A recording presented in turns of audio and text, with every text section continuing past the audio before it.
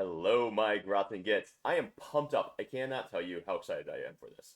Now, I did miss yesterday's Death Watch release, but I will be releasing a review of that probably later today. I was playing in an RTT. I had a blast. But anyway, I digress. Let's talk about the freaking Solar Spirit. The Custodes are here. And most of you know I'm very passionate. I love my Custodes, but it's been very hard for me to play Custodes this edition since we got the actual Codex, because I do believe that Codex is the worst Codex GW has ever released, and it has hurt my soul.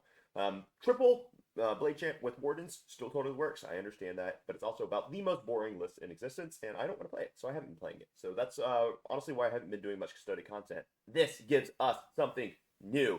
I got to be honest with you, this detachment is absolute fire, and I'm really excited to see. I'm not sold on how competitive it is yet, but I do know it 100% gives us a very different way to play Custodes that I'm freaking pumped, and I'm here for it, and there's a lot of strategies we can build off of it. It's going to take a little bit of game time to figure out exactly how competitive it is, but we'll figure that stuff out together. Now, let's break this thing down. Auric Armor is going to be the name of the detachment role. And when we're reading through this, it just gives us a lot of options right off the bat. And I can already hear the complaints. I understand you guys are saying, this detachment, oh, it's just GW trying to sell Forge World. Well, it probably kind of is, to be honest with you. But whatever. It's something new for Custodes that we can actually play. All right, let's break it down. Auric Armor. While an Adeptus Custodes vehicle unit from your army is at starting strength, unless that unit is an aircraft or it's battle shocked, add 2 to the OC characteristic of models in that unit. Now this is pretty dang sweet because most of our dreadnoughts, say like our Galatus is OC3, our Achilles is also OC3. I think the Venerable Dreadnought is also OC3. So all of these now go to OC5, meaning they can contest it against your basic like 5-man infantry squads, assuming they are not whatever you call them, battle line. And then the Telemon himself, the big boy, is OC4, taking him up to that sweet OC6, meaning he can just tow on and steal it. This is actually pretty cool. It's not bad. And that's only at starting strength, so you're going to lose that the second you lose a wound. But once you've lost a wound, suddenly now you get to reroll hit rolls of 1. And since everything hits on 2s anything, this will basically translate to 100% reliability, and you're always going to make every single hit, which is sweet. I mean, yes, you can roll a 1-to-1, and I'm sure everyone who's watching this will say they roll 1s into 1 every time they roll 1s, but it's not true. I don't believe you. Then, lastly, when you're below half strength, each time you make an attack, you get to reroll wound rolls of 1 in addition to the reroll hit rolls of 1, which is awesome. It's just adding to the reliability, and I'm here for it. Then there's another part to it, which is there's just so much in this detachment. You get to add 2 to the move characteristic of all walker units, and you will add 1 to the advance and charge rolls for them. Ooh, spicy! Hopefully, we can see some advance and charge action coming up here. And then lastly, because there's yet another part to it, in the muster army step, so when you're creating your army list, you can take up to 2 walker models and make them characters. Boom. What this means is that you're going to be able to give 2 of your dreadnoughts an enhancement. Very powerful. You're also giving up assassination with them, which I personally just don't care about. It doesn't matter at all. But you're going to be able to give enhancements to 2 different dreadnoughts, which is pretty freaking sweet when you consider our dreadnoughts, while not good because they're super slow. Well, now they're faster in this detachment. A 25% increase in speed for most of them, to be honest. And you're giving them +1 to advance and +1 to charge, meaning they're getting even faster. Now, this is actually pretty sweet. So let's talk about some of those enhancements that we actually can give to our new Dreadnought characters. We have the Adamantine Talisman, which is a sweet enhancement. Actually, this is a sweet enhancement on literally any Custodian model. You can put this on a Blade Champ, and suddenly that Blade Champ is going to get the flat damage 4 on his dev wounds. That's sick. You could put this on a Bike Captain or a Terminator Captain. You could put this on any Custodian character, and they love this enhancement. This enhancement is super solid. 25 points. Yes, it's expensive. Yes, it's more expensive than other armies' damage enhancements. But who cares? Now we put this on one of our dreadnoughts. Let's take, for example, our Galatus. Because I'm thinking the Galatus is probably a pretty good candidate for this. This is now going to take him to 9 attack space at strength 9, AP2 damage 4. That's not bad. That's pretty dang solid. If we go onto a character Achilles Dreadnought, then suddenly, when he's running with his Dread Spear, it's going to be 6 attacks at strength 13, d6 plus 2 damage. Ooh, not bad. The Telemon Dreadnought, let's say we're putting it on the Telemon actually, and we're going to be running him with the Punchy Bot Fist, because everybody loves Punchy Bot Fist. Well, then we can get him 6 attacks, strength 13, AP2, damage 4. If you're running with 2 fists, he's just going to have twin links inbuilt. But I kind of think you don't need the twin links here, simply because when you get to under half, then you're going to be rerolling wound rolls with 1 anyway. So I'm not certain that the twin link would actually be the way to go. Perhaps you do leave him with a little gun, although his guns are pretty, underwhelming. So maybe you don't. But there's actually a lot of options here. Any Dreadnought wants this. Honestly, you can give this to your Contemptor Dreadnought as well, giving him, 6 attacks, strength 13, damage 4. And when he dies, he comes back to life and gets to do it again. So there's actually a lot of options for this enhancement. And I think that's one thing that we're really going to be finding just with this detachment in general, is that all these enhancements can just be freaking used. And all the strats can be used. It's pretty sweet. All right, next one is Augury Uplink. This is any Adeptus Custodes model, so it can go on your infantry or it can also go on your whatever's. 5-up Field of Pain. Whew. Whew. Okay, so what wants a 5-up Field of Pain?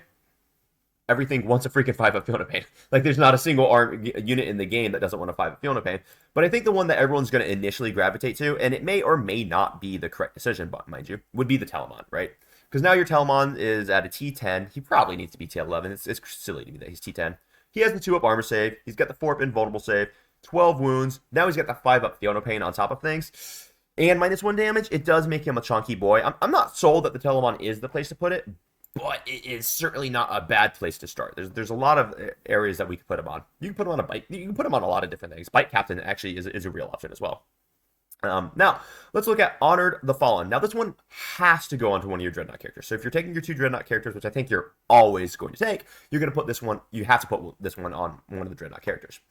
So while a friendly Adeptus Custodes infantry or mounted unit is within 6 inches of the bearer, each time a model in that unit makes an attack, re-roll a hit roll of 1. So you just get re-roll hit rolls of 1, which is something that we desperately need.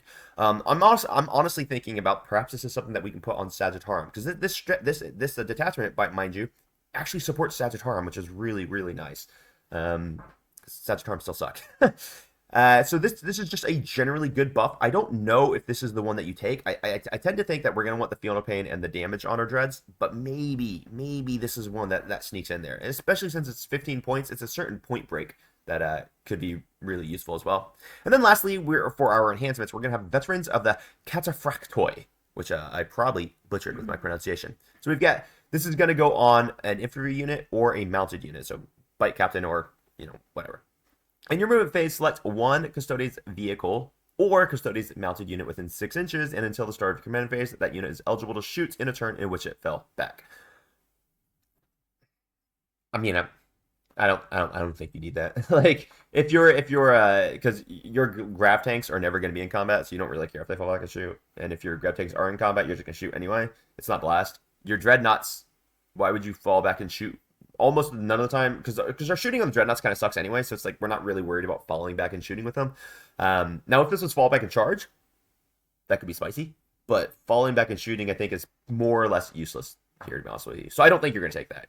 I mean, it's 10 points. Maybe you do if you just happen to have 10 points, but like, I don't know. I think that one's a miss. But the others are all great options that I think are really going to fight for points in this army list.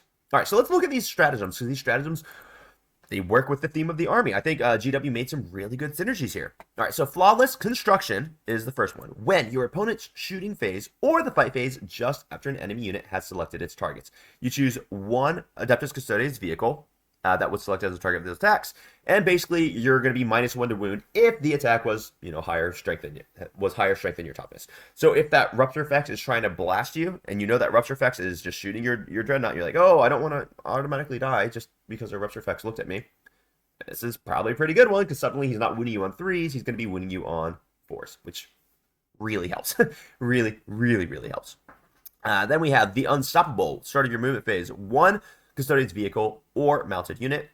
They get Kool-Aid Man. This is necessary. All right, now we're talking about an army that can actually be usable. The problem being our bases are big and we still have a low movements characteristic, so it's not necessarily easy for us to be able to do this. But having a Kool-Aid Man strat will 100% open up certain options for us, which I'm pretty happy about. Then we have the Emperor's Vengeance, which is going to be a fight on death. If you're a walker, you fight on death on a 3-up. Everything else will fight on death on a 4-up. Not a bad stratagem. We like this. This can be very useful in certain melee matchups. Okay.